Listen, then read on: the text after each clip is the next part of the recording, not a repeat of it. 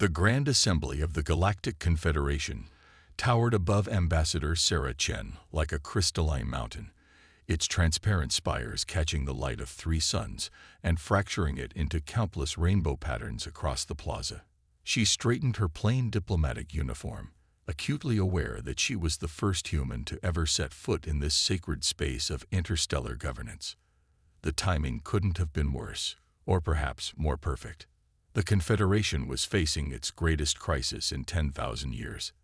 The Arxos and Meridian civilizations, both ancient spacefaring races with technology far beyond Earth's understanding, stood on the brink of war. Their dispute over quantum resonance rights in the Carina Arm threatened to drag half the galaxy into conflict. Sarah's credentials as Earth's first ambassador had arrived just hours before the emergency session was called. Most species viewed humanity as barely more than clever primitives who had stumbled onto faster-than-light travel through sheer luck. The Arxos representative, a towering being of crystalline angles and pulsing light, had actually laughed when she requested speaking time. "The Assembly recognizes Ambassador Chen of Sol 3, announced High Mediator Vex Thor, their voice resonating through the chamber in perfectly translated wavelengths. The ancient mediator species had evolved beyond physical form eons ago, existing as patterns of pure energy. You may address the crisis." Sarah stepped onto the speaker's platform, feeling thousands of alien eyes upon her. Some species didn't even have eyes, but she could sense their attention all the same. The platform rose smoothly into the air, positioning her at the heart of the chamber. "Esteemed members of the Confederation," she began, her voice clear and steady. "I represent a young species, one that many of you consider primitive. And you're not wrong. Compared to your achievements, we are children. But sometimes children see things that adults have forgotten how to see." A murmur rippled through the assembly. The Arxos representative's crystalline form flickered with what might have been amusement or disdain. "The quantum resonance dispute in the Carina Arm isn't really about resource rights, is it?" Sarah continued. "I've studied both the Arxos and Meridian historical records made available to Earth. This conflict goes deeper, to the very foundation of how each of your species perceives reality itself." The murmuring stopped. She had their attention now. The Arxos experience time as a crystalline lattice, each moment a perfect facet of existence. The Meridians perceive it as a fluid continuum, ever-flowing and changing. Your quantum harvesting methods reflect these fundamentally different ways of existing. But here's what we humans see. You're both right. The Arxos representative's crystalline form pulsed with sudden intensity. The Meridian delegation, a collective of shimmering liquid metal spheres, rippled in what might have been surprise. On Earth, we have a scientific principle called wave-particle duality. Light behaves as both a wave and a particle simultaneously. It took us centuries to accept this apparent contradiction, that something could be two seemingly opposite things at once. But accepting this paradox unlocked new realms of understanding. Sarah gestured to the holographic display of the disputed sector. "The quantum resonance fields in the Carina Arm can be harvested using both Arxos crystalline matrices and Meridian flow collectors, not just separately, but simultaneously. The fields aren't being depleted, they're being transformed in ways neither of your species could achieve alone." She pulled up data from Earth's primitive quantum sensors, crude by Confederation standards, but offering a unique perspective. "Look at these interference patterns. Where your harvesting methods overlap, the quantum yield doesn't decrease, it multiplies. You're not competing for a finite resource, you're unknowingly collaborating to create something entirely new." The chamber erupted in a cacophony of translated discussions. The High Mediator's energy form pulsed with what might have been interest. The Arxos and Meridian representatives were studying the data with intense focus. "Humanity's greatest strength isn't our technology or our intelligence," Sarah continued. "It's our ability to embrace paradox, to find harmony in apparent contradiction. We learned this through thousands of years of our own conflicts and resolutions. Sometimes the best solution isn't choosing between two opposites, but finding a way for both to be true." The Arxos representative's crystalline form shifted, creating new facets that caught the light differently. Your species' perspective is unexpectedly insightful, Ambassador Chen. We had not considered the possibility of harmonic resonance between our harvesting methods. The Meridian Collective rippled in agreement, their liquid metal forms flowing into new patterns. The human's wave-particle analogy reveals an elegant solution. Perhaps we have been too fixed in our respective perceptions. High Mediator Vexthor's energy form brightened. It seems we owe thanks to our newest member species. Ambassador Chen, the Confederation would be interested in hearing more of humanity's primitive perspectives on other matters before us. Sarah smiled, feeling the weight of the moment. Humanity had just proved its worth on the galactic stage, not through advanced technology or military might, but through the simple ability to see past apparent contradictions and find harmony in diversity. We would be honored to share our perspective, she said. After all, sometimes the best way to solve a problem is to look at it through new eyes, even if those eyes belong to a species that's still learning how to crawl among the stars.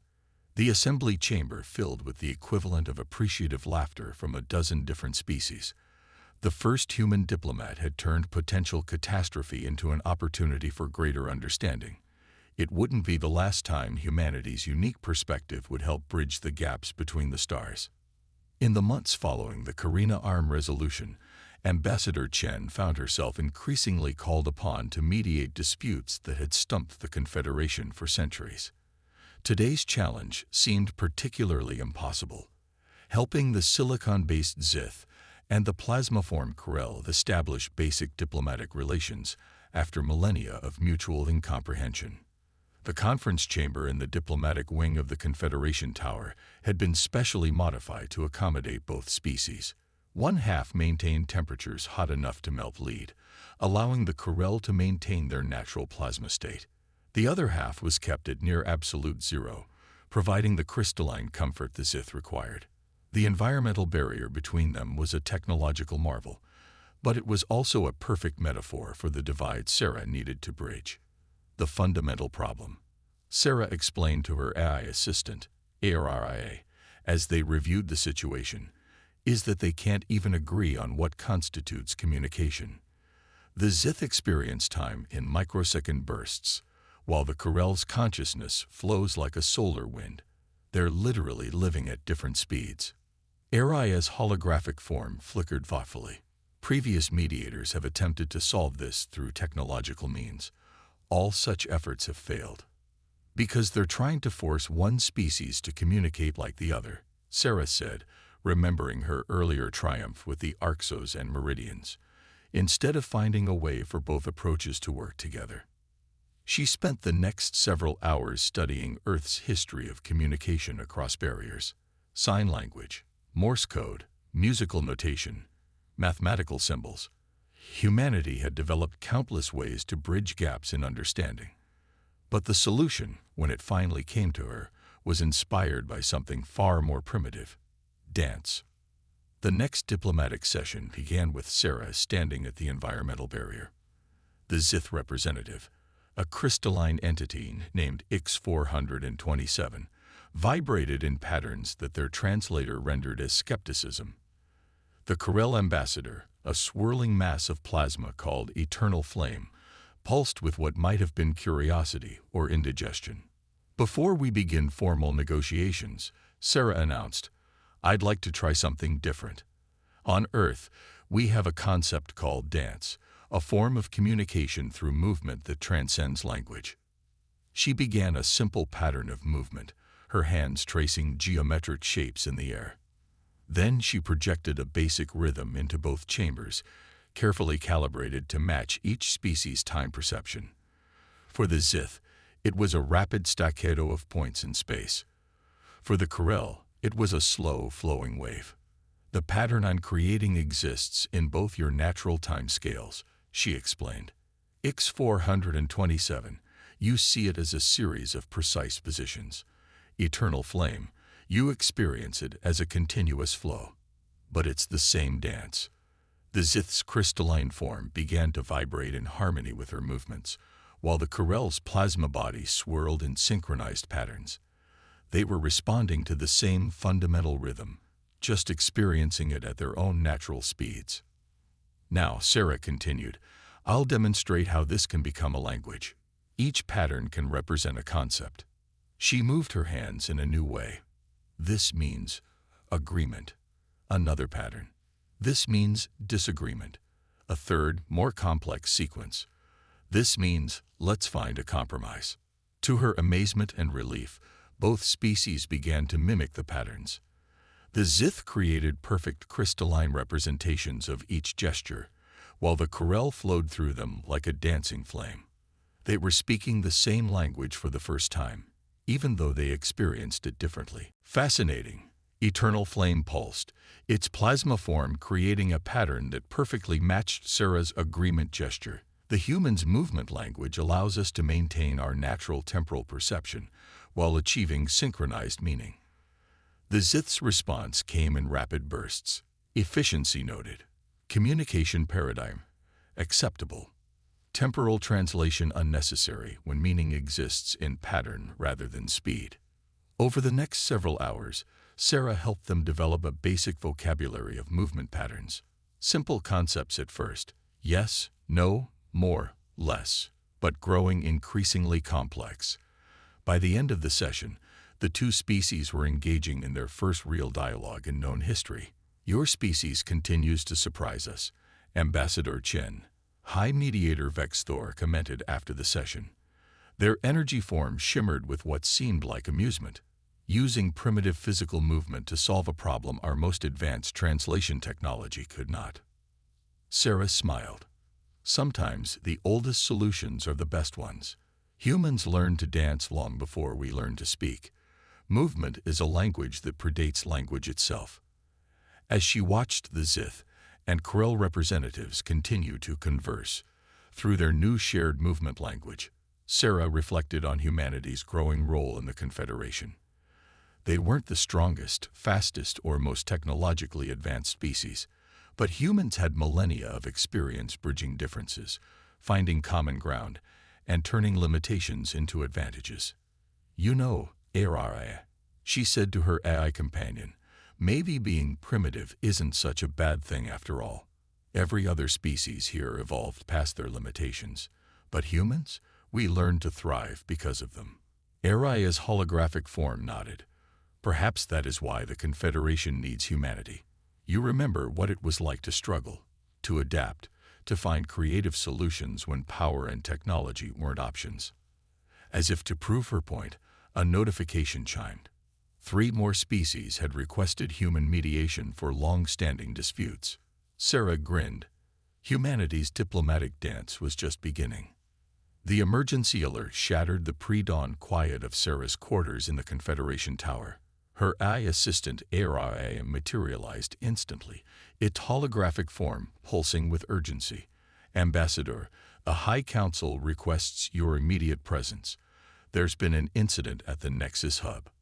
The Nexus Hub was the heart of galactic civilization, a massive quantum computing network that coordinated everything from interstellar travel to planetary climate control.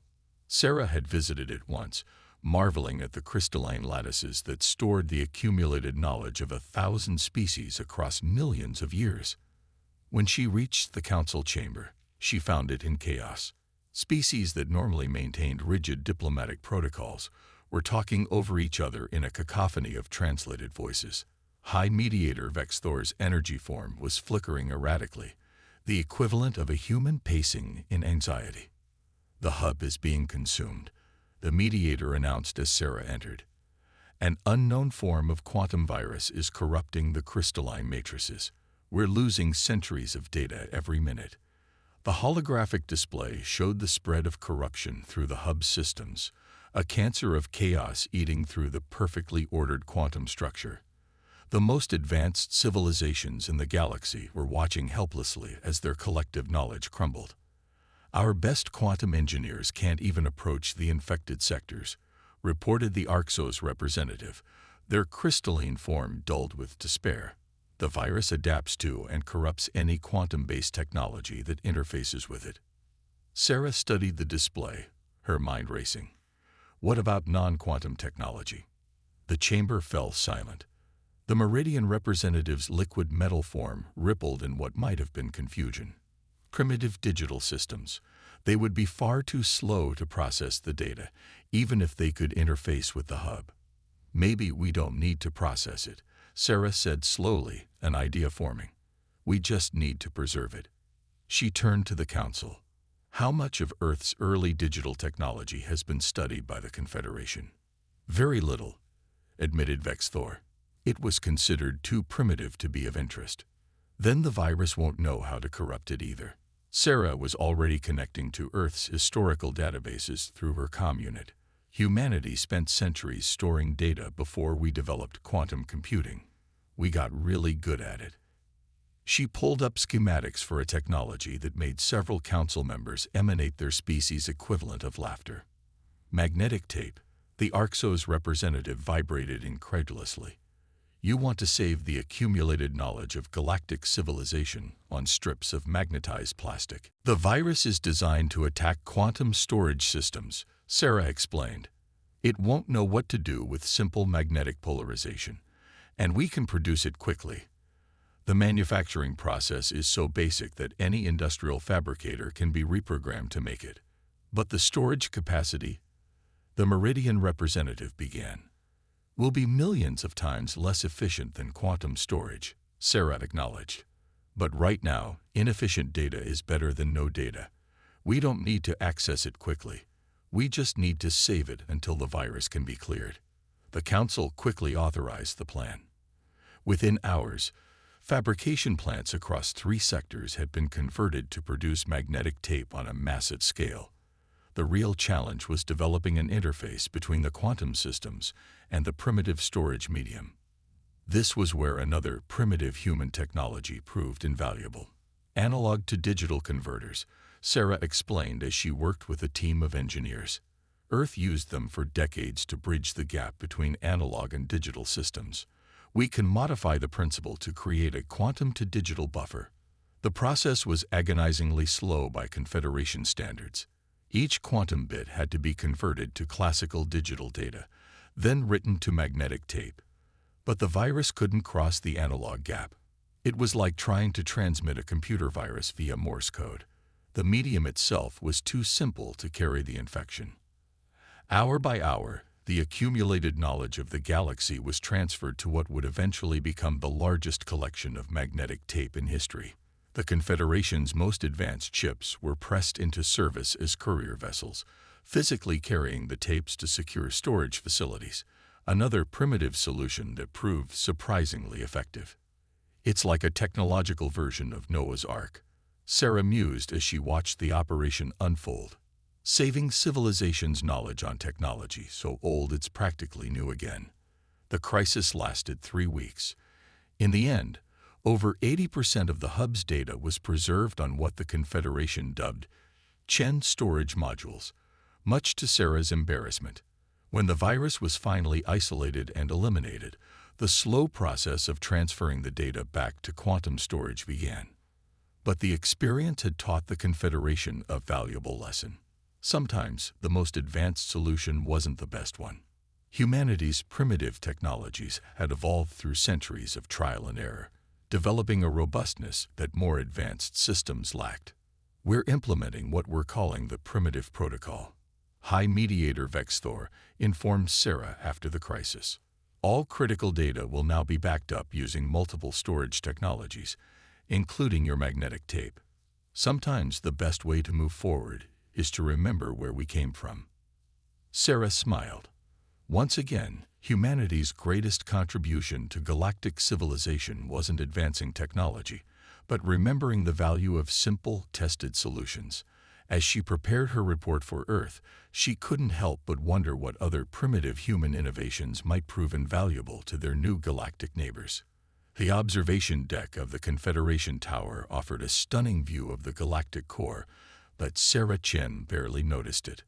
Her attention was focused on the 2 beings before her, representatives of species that had evolved on opposite ends of the galaxy, yet faced a surprisingly human problem. The Nomad, A beam of pure energy contained within an advanced containment field flickered with distress as it explained their situation. Our children no longer wish to travel the stars. They seek to settle, to bind themselves to planets and fixed forms. 10,000 years of tradition, ending in a single generation. Beside it, the anchor, a massive silicon-based entity that had never left its homeworld in its 1,000-year lifetime, resonated with similar concern. Our youth dream of abandoning their posts as planetary guardians. They wish to explore, to drift among the stars like wanderers. The irony wasn't lost on Sarah. While the traditionally nomadic species faced a crisis of settlement, the historically grounded species struggled with a wave of wanderlust. Both civilizations saw it as a catastrophic breakdown of their social order. "Tell me," Sarah said carefully, "have your young people been interacting more through the Confederation's cultural exchange programs?" Both representatives indicated affirmative. The nomad's energy pattern shifted to what Sarah had learned to recognize as embarrassment. We encouraged it, thinking exposure to different species would reinforce our own values. Instead, they've begun to see different ways of living as valid options. Sarah completed the thought. This reminds me of something that happened on Earth centuries ago, when our world first became globally connected through primitive digital networks. She accessed the historical archives through HFY, projecting images of Earth's social evolution. We called it globalization. As different cultures began to interact more freely, traditional boundaries began to blur. People adopted practices and lifestyles from cultures vastly different from their own. Many saw it as a crisis of cultural identity. Yes, the anchor's crystalline structure vibrated with recognition. "How did your species handle this disruption?" Sarah smiled. "We learned that culture isn't static. It's not something to be preserved unchanged, but something that grows and evolves. The cultures that thrived weren't the ones that tried to resist change, but the ones that learned to adapt while maintaining their core values." She gestured to the galactic core visible through the window. "Your young people aren't rejecting who they are. They're expanding their understanding of who they can be. The nomad youth who wish to settle aren't abandoning their heritage of seeking new horizons. They're discovering new ways to explore through deep connection to a place. The anchor youth who wish to travel aren't betraying their guardian nature. They're extending that protection to a broader realm." The two representatives were silent for a moment, processing this perspective. The nomad's energy patterns shifted through complex frequencies. "You suggest we should embrace this change. I suggest you guide it," Sarah replied. "Work together. Let the nomad youth learn from the anchor traditions of connection and stewardship. Let the anchor youth learn from the nomad wisdom of movement and adaptation. Create something new that honors both traditions." Over the next several months, Sarah helped the two species develop what they called the exchange of paths. Young nomads who wished to settle were paired with young anchors who wished to travel. Each would spend time living according to the other's traditions, learning their wisdom, understanding their perspectives. What began as a crisis of cultural identity transformed into one of the most successful cultural exchange programs in the Confederation. The program has expanded to 12 other species, Araya reported during Sarah's regular briefing. The Confederation is calling it the Chen Principle, the idea that apparent cultural conflicts can become opportunities for mutual growth. Sarah shook her head, still uncomfortable with having principles named after her. "I wish they'd stop doing that. We're just applying basic human experiences to galactic problems. Our species spent thousands of years learning these lessons the hard way. Perhaps that's precisely why humanity has become so valuable to the Confederation," Araya suggested. "Most member species evolved past their social challenges through technology. Humans had to solve them through understanding and adaptation." The observation deck had become busier as she spoke. Species that would once have kept to their own environmental bubbles were now gathering in mixed groups, using variations of the movement language Sarah had developed for the Zith and Corel. Young nomads in training bonds floated next to settled anchor youth, each learning from the other's perspective. A message chimed on her comm unit. another request for human insight into a cultural challenge. This time, it was from a species so ancient they remembered the formation of the galaxy. Even they, it seemed, had something to learn from humanity's primitive wisdom. Sarah smiled as she began composing her response. The greatest technology in the universe, she was learning, wasn't quantum computers or faster-than-light drives. It was understanding, the ability to see through another's eyes, to find common ground in apparent opposition, to build bridges between different ways of being. And that was something humans had been practicing since they first gathered around fires and shared stories of their dreams. 5 years after humanity's first contact with the Confederation, Sarah Chen stood in the newly constructed Hall of Harmonies. The vast chamber, designed to accommodate beings of all forms and environmental needs, represented everything humanity had helped the galactic community achieve. Species that once couldn't exist in the same space now collaborated daily, their different perspectives creating solutions no single civilization could have devised alone. Ambassador Chen, High Mediator Vexthor's energy form shimmered as they approached. The Council has finished reviewing Earth's petition for full membership status. Sarah held her breath. Earth had been operating under provisional membership since first contact, their role limited primarily to advisory positions. Full membership would give humanity an equal voice in galactic affairs, something many had thought impossible for such a young species. The vote was unanimous. Vexthor continued, but more interesting was the reasoning. Would you care to see the Council's formal statement? The holographic document materialized before her. Sarah read it with growing amazement. In the brief span since their arrival, humans have demonstrated that technological advancement alone does not define civilization's worth. Their primitive status, rather than being a limitation, has proven to be their greatest strength. They remember what most species have forgotten: the fundamental challenges of existence and the creative solutions born of limitation. Humanity's contributions to the Confederation include the Chen Principle of Cultural Integration, the Primitive Protocol for Technological Redundancy, the Movement Language Initiative for Cross-Species Communication, the Exchange of Paths Program for Cultural Understanding. But their greatest contribution has been perspective, the ability to see potential where others see problems, to find harmony in apparent contradiction, and to remind advanced civilizations of the wisdom found in simple solutions. We hereby grant Earth full membership not despite their primitive status, but because of what that status has taught us all. Sarah felt tears in her eyes, a very human reaction that had fascinated many species since first contact. "Thank you," she managed to say. "Earth will be honored too." She was interrupted by a priority alert. Araya materialized with an urgent message. "Ambassador, we're detecting unusual quantum fluctuations in the galactic core. The pattern matches no known natural phenomenon." The Hall of Harmonies transformed into an emergency command center. Representatives from dozens of species gathered, each bringing their civilization's unique perspective to the problem.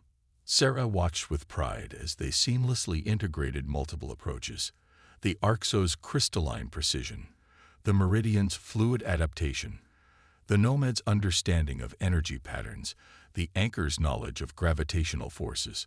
5 years ago, each species would have approached this separately, Vexthor observed.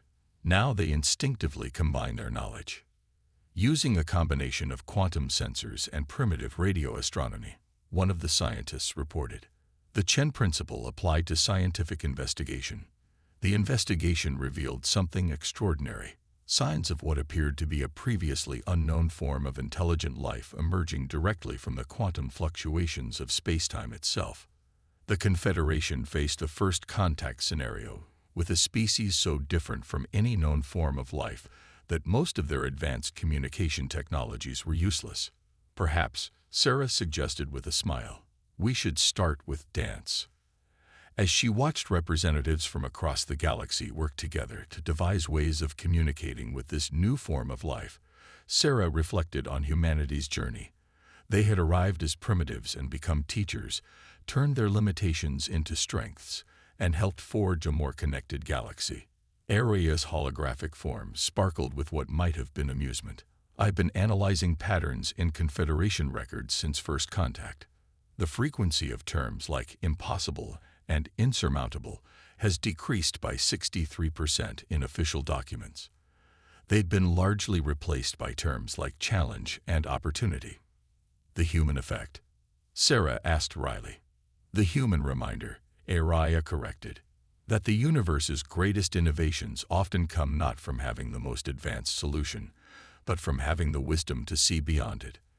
The chamber buzzed with activity as preparations began for humanity's first official act as full members of the Confederation, helping to welcome an entirely new form of life into the galactic community. They would face this challenge as they had faced all others, with creativity, adaptability, and the unique perspective that came from remembering what it meant to reach for the stars. Sarah touched the Earth insignia on her uniform, now marked with the additional symbols of full Confederation membership. Humanity had found its place among the stars not by trying to catch up with advanced civilizations, but by helping them remember the value of looking back, of finding wisdom in simplicity, strength in limitation, and hope in the face of the impossible. In the end, humanity's greatest contribution to the galaxy hadn't been teaching advanced civilizations new things, but helping them remember old ones. The importance of creativity born from constraint, the power of diversity, and the endless potential found in simply being human.